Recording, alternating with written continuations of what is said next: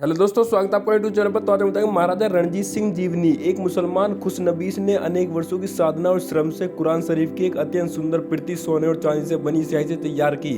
उस प्रति को लेकर वह पंजाब और सिंध के अनेक नवाबों के पास गया। सभी ने उसके कार्य और कला की प्रशंसा की, परंतु कोई भी उस प्रति को खरीदने के लिए तैयार न हुआ। खुशनबीस उस प्रति का जो मूल्य मांगता वह सभी को अपने सामर्थ्य से अधिक लगता था। निराश होकर खुशनबीस लाहौर आया और महाराजा रणजीत सिंह के सेनापति से मिला। सेनापति ने उसके कार्य की बड़ी प्रशंसा की, परंतु इतना अधिक मूल्य देने से उसने खुद को असमर्थ पाया। महाराजा रणजीत सिंह ने भी यह बात सुनी और यह खुशनबीस को अपने पास बुलाया। खुशनबीस ने कुरान शरीफ की वह प्रति महाराज को दिखाई। महाराजा रणजीत सिंह ने बड़े सम्मान से उसे उठाकर अपने मस्तक में लगाया और वजीरा को आज्ञा दी, खुशनबीस को उतना धन दे दिया जाए जितना वह चाहता है और कुरान शरीफ की स्मृति को मेरे संग्रहालय में रख दिया जाए। महाराज के इस कार्य से सभी को आश्चर्य हुआ। फकीर अजीजुद्दीन ने पूछा, हुजूर, आपने इस स्मृति के लिए इतनी बड़ी धनराशि दी है, परंतु वह तो आपके किसी काम की नहीं, क्योंकि आप सिख और यह मुसलमानों की धर्म पुस्तक है। महाराज ने उत्तर दिया, फकीर साहब, ईश्वर की यह इच्छा है कि मैं सभी धर्मों को एक नज़र से देखूं। शुक्रचकिया इस मिसल राज्यों के प्रमुख महासिंह का महाराजा रणजीत सिंह ये बेटा है। ईस्वी 1798 में लाहौर का राज्यपाल पद और राजा का किताब मिलने के बाद उनके कर्तव्य सच्चा मान मिला। उन्होंने खुद के दम अमृतसर शहर जीता और सतलज नदी तक प्रवेश काबू में किया। रणजीत सिंह ने अंग्रेजों की शक्ति को समय रहते ही पहचान लिया। उन्होंने हराने के लिए रणजीत सिंह ने अच्छे दर्जे की सेना तैयार की, खुद की तोपों की फैक्ट्री निकाली। उनके सैनिकों में सिख, मुस्लिम, गुरखे, पठान, बिहारी, डोगरा ये शामिल थे।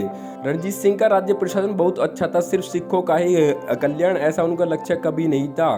कर में से 50% उत्पादन का हिस्सा जमा करके राज्य का खर्चा किया जाता था। 1809 को ब्रिटिशों से हुए अमृतसर तय के अनुसार सतलज के पश्चिम की तरफ का क्षेत्र रणजीत सिंह के राज के नीचे आया। अफगान राजा शहसुजा इसे उन्होंने किए हुए मदद के बदले में दुनिया का प्रसिद्ध कोहिनूर हीरा फिर से भारत में आया।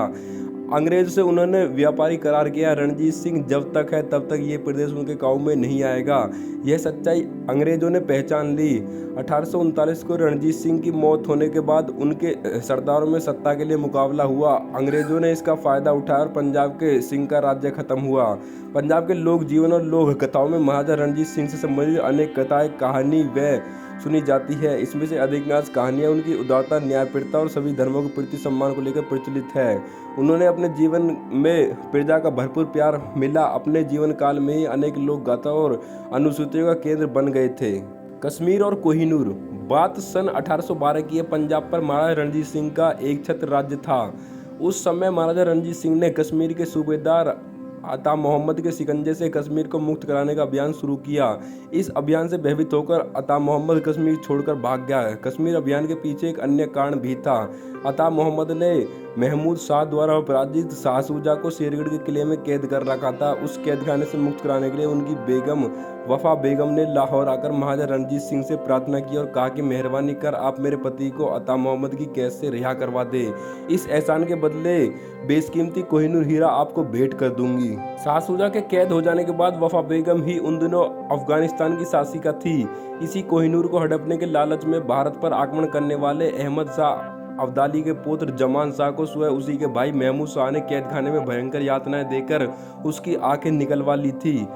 जमान शाह अहमद शाह अब्दाली के बेटे तैमूर शाह का बेटा था, जिसका भाई था महमूद शाह। अस्तु महाराज रणजीत सिंह की स्वयं चाहते थे कि वह कश्मीर को अता मोहम्मद से मुक्त करवाए। अतः सुयोग आने पर महाराजा रणजीत सिंह ने कश्मीर को आज़ाद करा लिया। उनके दीवान मोहकमचंद ने शेरगढ़ के किले को घेर कर वफा बेगम के प्रति शाहसूजा को रिहा कर वफा बेगम के पास लाहौर पहुंचा दिया। तो दोस्तों, आपको महाराज रणजीत सिंह की जीवनी कैसी लगी? जीवनी अच्छी लगी तो वीडियो को लाइक करना, चैनल पर नए चैनल को सब्सक्राइब जरूर करना। धन्यवाद।